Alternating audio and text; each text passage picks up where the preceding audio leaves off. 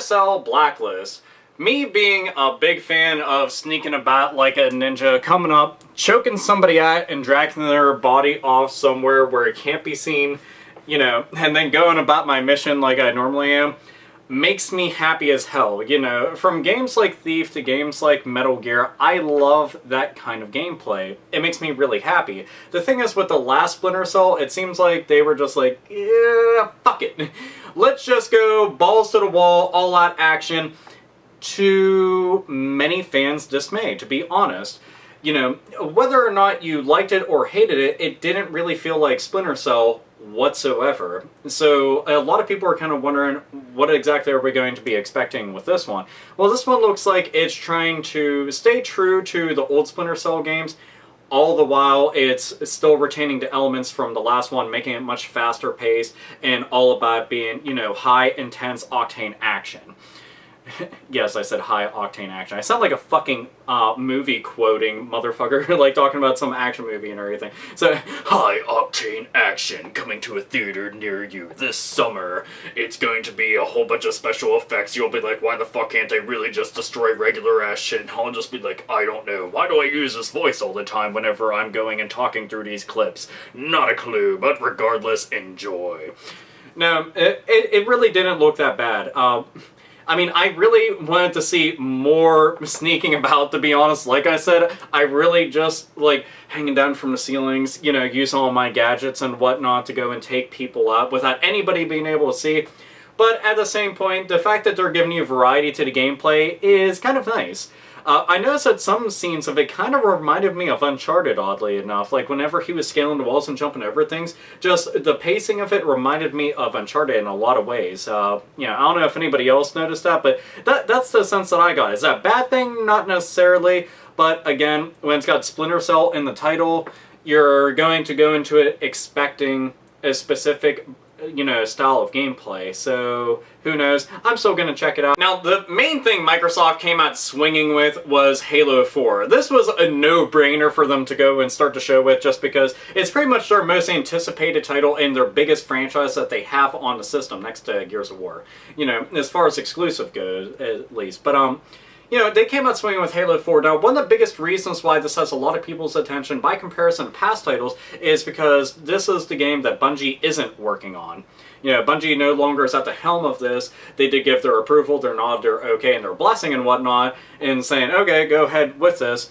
So it's going to be really interesting to see exactly how a new team is going to go and tackle a franchise that pretty much is very important to a lot of gamers out there. You know, whether you love or hate the series, at the very least, it's kind of worth noting and checking out, just because, you know, this could change the dynamic of the entire franchise forever and ever. And from seeing the trailer, it does look pretty different in the sense that the game overall just seems really, really, really serious. Like, overly dark tones and fucking just grim shit serious. You know, graphically, the game looks fucking amazing. Gameplay looks like it's up to snuff. You know, they're dropping your ass onto some new planet and dealing with a whole bunch of new monsters and stuff like that. So that's really good that you're getting new surroundings and everything.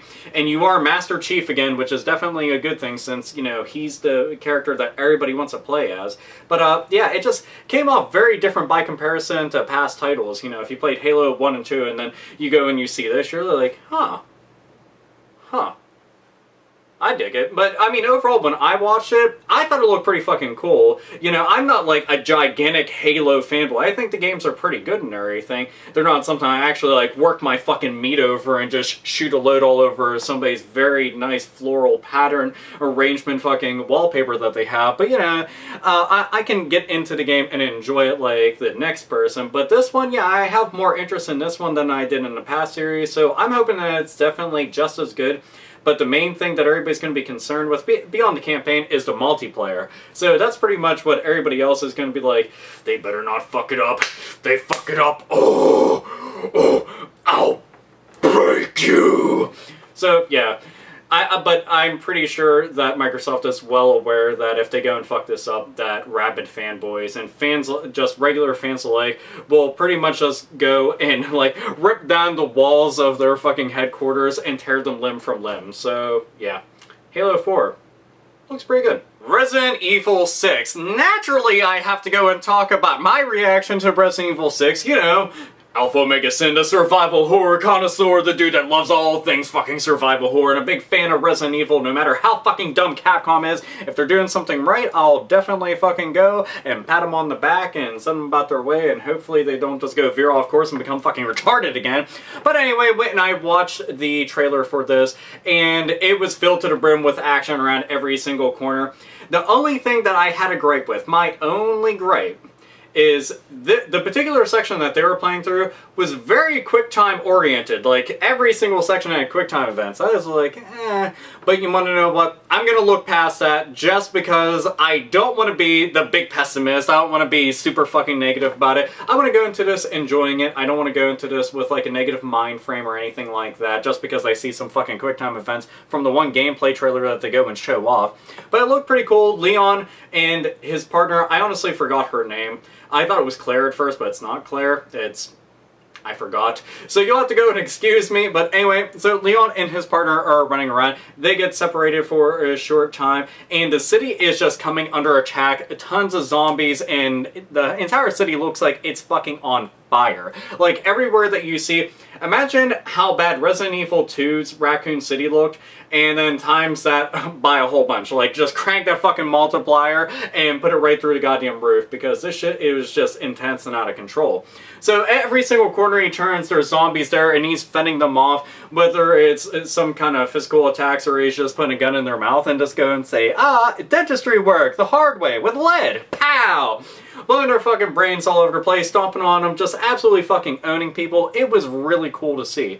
And the QuickTime events, while they looked really awesome, I kind of wish that some of those events could be played out a little bit. I don't know, that's just me. More than just hit the button at this time.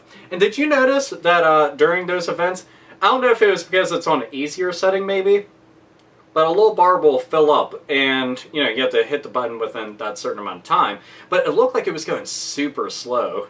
Like, you could seriously just go and make a fucking Hot Pocket and come back and still have enough time to, like, X. Cool! They did announce, though, that the downloadable content for Resident Evil 6 is going to be exclusive to Xbox 360 first, and then eventually make its way to PS3 and everything like that. And hopefully it's making its way to Wii U. They didn't make any, like, actual announcements about that, but I want to see that happen, especially since it'll be out. But they might have a Game of the Year edition by the time the Wii U comes out, so who knows.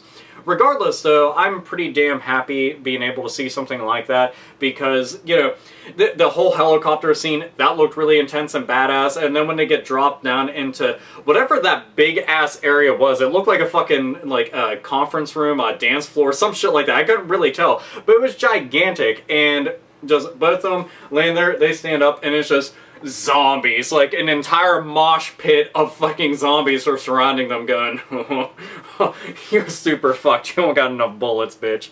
And he's just like, not good at all. And that's when you need Barry Burton to come in and just be like, I've got this. And then all the zombies are just like, fuck! Yeah! And he's just like, Jill sandwich. Bang! Bang! And just, you know, one bullet takes out like 50 zombies just everywhere. It's like Alucard from Hellsing just fucking firing off rounds, and just you see body parts going everywhere. It would be delightful. You know, that's if they had me at the helm of everything. I'd be like, alright, this is how it's gonna go down. Leon's real cool and all, but Barry's gotta come in and do his fucking thing, and he has to be extra, extra, extra badass since he's pretty much been given, you know, they've ignored him. They've given him, like, the permanent shun. They were just like,